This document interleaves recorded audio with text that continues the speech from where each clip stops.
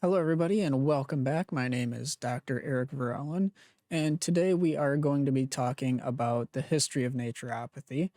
Now, today it's pretty much going to be more of a brief history of naturopathy. As I was going through some of these, I thought to myself, you know what, it'd be cool if I did videos that focused more on the individuals and what they've done. So a lot of this is going to be more brief stuff. So let's get into it.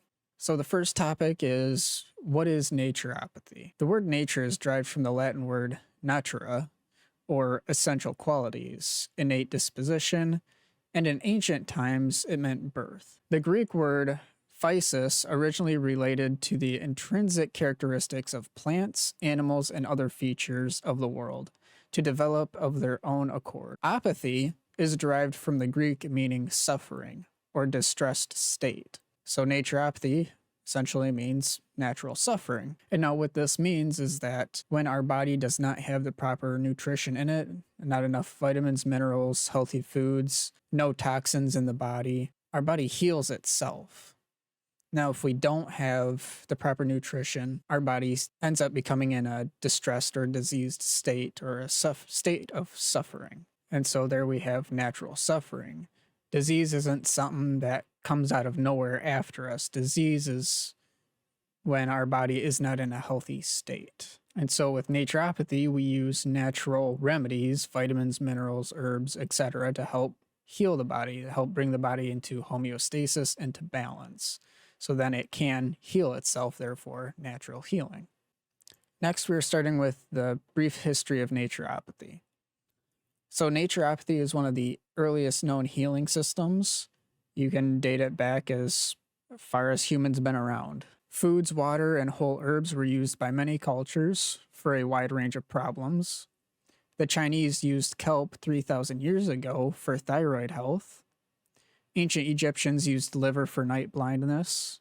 Native Americans and other cultures used various herbs to promote healing. Hydrotherapy has been used by many cultures for thousands of years. Hippocrates is one of the best known of the older naturopathic scientists.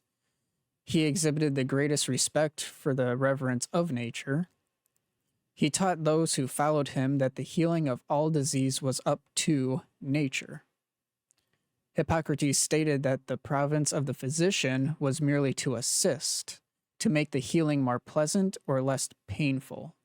One of Hippocrates' best contributions to naturopathy is the principle of primum nocere, which translates to first do no harm. In the medieval times, the Catholic Church fostered and was in charge of the healing arts, among which natural healing methods were outstanding. One of the most historically relevant legal view of what became known as naturopathy was the Herbalist Charter. Granted by King Henry VIII in 1512, this codified English statute became part of what is known as common law. The Herbalist Charter allowed non-medical doctors to recommend herbs, roots, and water for health concerns. In Germany in the 1800s, this form of healing was called Naturheilkunde. A German Catholic priest by the name of Sebastian Kneipp founded the famous water cure in Warschaffen. Dr. Benedict Lust, who was diagnosed with tuberculosis, sought and received help from Sebastian Kneipp. After Dr. Lust healed from tuberculosis, he traveled back to the U.S. and is considered the father of naturopathy in the USA. Naturopathy was first coined in the U.S. by Dr. John Schell in 1895. In 1900, Dr. Lust purchased the rights to the term naturopathy from Dr. Schell. A Kneipp convention in 1901 adopted the name naturopathy and declared that all methods of drugless healing should be taught. In 1904, Otto Karke started teaching iris diagnosis from the eye, which also became a naturopathic modality. And today we call that iridology. It is of historical interest to note that some have referred to naturopaths as quacks since the 1800s. On February 27th of 1929, The U.S. House of Representatives discussed naturopathy in the 1929 Act of Congress. This established the congressional intent that naturopathy is a separate branch of the healing arts and should be on the same level as other forms including medicine, chiropractic, and osteopathic. The congressional record of February 7th of 1931 contained comments on naturopathy by the congressional representative from Kentucky, Catherine G. Langley. The interesting thing about Catherine's comments is that even in 1931, there was debate on whether or not naturopaths should administer medications or perform surgeries. Catherine's conclusions are that essentially, by definition, such interventions are not naturopathic.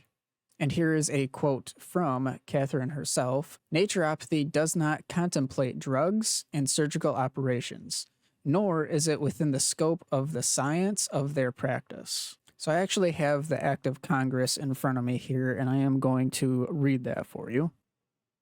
The physiological and mechanical science, such as mechanotherapy, articular manipulation, corrective orthopedic gymnastics, neurotherapy, psychotherapy, hydrotherapy and mineral baths, electrotherapy, thermotherapy, phototherapy, chromotherapy, vibrotherapy, thalmotherapy, dietetics, which shall include the use of foods of such biochemical tissue building products and cell salts are found in the normal body, and the use of vegetal oils and dehydrated and pulverized fruits, flowers, seeds, barks, herbs, roots, and vegetables, uncompounded and in their natural state. Passed the House of Representatives February 7th of 1931. Thus, all mineral baths of any and all natural elements and tissue and cell chemicals and salts required for the health of the body organism and for all its functions of health and well-being are authorized in usage as the legitimate right of each and every person in naturopathic practice by a defined and specific act of the United States Congress. And as the act of Congress is a supreme ruling above any contrary laws of the individual states, this act at once exempts any and all naturopathic practitioners from the medical and legislative restrictions in the various states, giving naturopaths freedom to practice naturopathy in any and all its departments according to their professional schooling and training.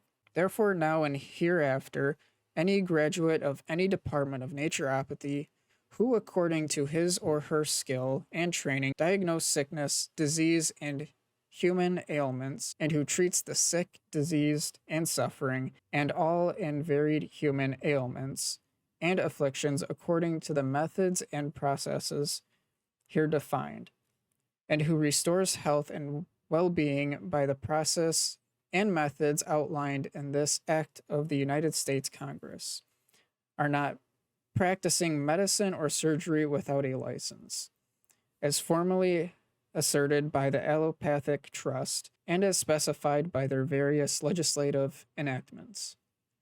They are rightfully and legitimately practicing naturopathy, and thus this act nullifies all such legislative enactments for the federal laws. The laws of the United States government at Washington are the supreme laws of the land. So fast forward a bit here.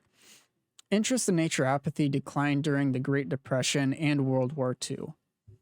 After World War II, interest in naturopathy increased. In 1947, a golden jubilee for naturopathy was celebrated, which adopted standards for the profession. There was a pseudo group that opposed this jubilee and didn't adopt the new standards.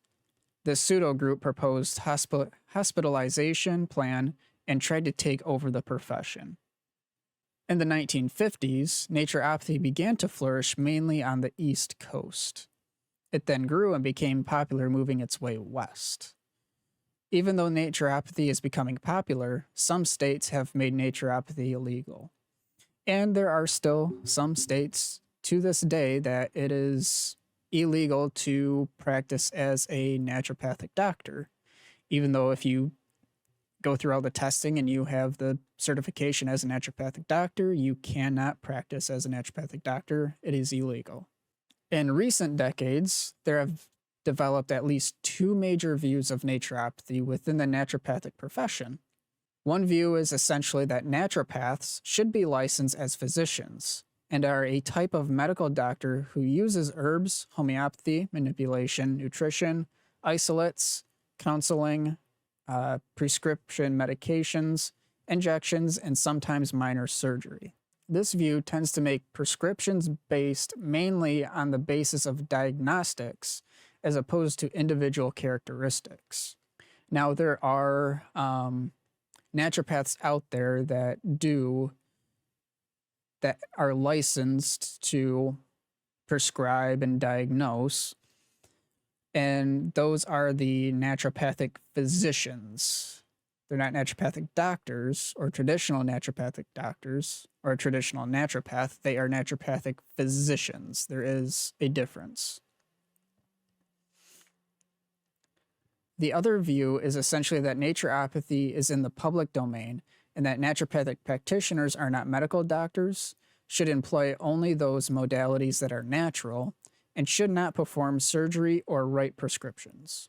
This view tends to make recommendations mainly on the basis of individual characteristics, tries to stay away from synthetic or isolates, and uses data such as diagnosis and supplemental information for those recommendations.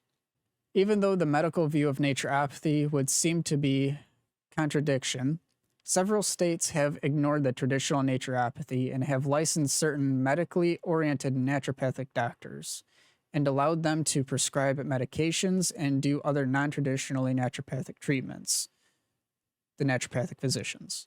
Those who advocate for the drugless approach to naturopathy feel that naturopathy is in the public domain. They tend not to introduce bills which would restrict naturopathy or change it into a form of medicine.